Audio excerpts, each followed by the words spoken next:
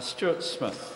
Thank you, Mr Speaker. Well, it's a pleasure to speak on this community support payment for travel between clients settlement bill. And Mr Speaker, I want to bring a personal aspect to this, in a minute or two, but I think it's quite important that the purpose of this bill is actually as a result of an agreement between the parties, being the DHBs, the Home Support and Community-Based Care and Support Services, and their community-based support care and employees. And there's some 24,000, as we've heard before, which is a significant number of people that are involved in this very necessary area. And Mr Speaker, I had my wife's grandmother, our children's great-grandmother, was in care in her own home. It was very important to her to remain in her home as long as possible. And I really didn't have much understanding of what was involved in home care at all until I witnessed that, and it was actually during the election campaign and last year.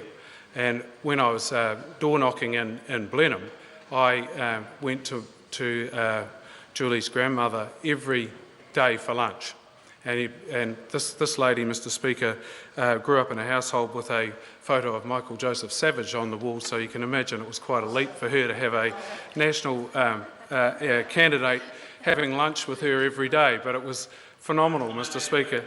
And to come back to the bill, though, to witness on a daily basis the home carers coming in and how they actually bring great pleasure to those people remaining in their home and giving them the necessary care that they need. What really struck me about the whole thing was actually not just the skills involved in what they did, but the enjoyment they got out of providing that care to those people. And I think that's something that I certainly had not really appreciated until I witnessed that, as I said, on a daily basis. Unfortunately, she's no longer with us, but those people are out there doing this on a daily basis for other people. We have an ageing population.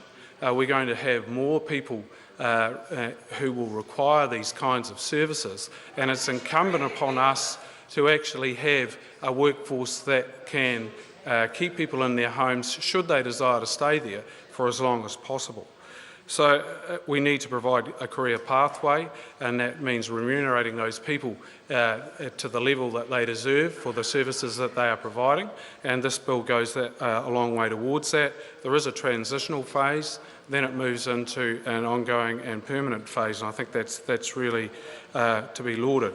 So, Mr Speaker, it's with great pleasure that I commend this bill to the House. Thank you.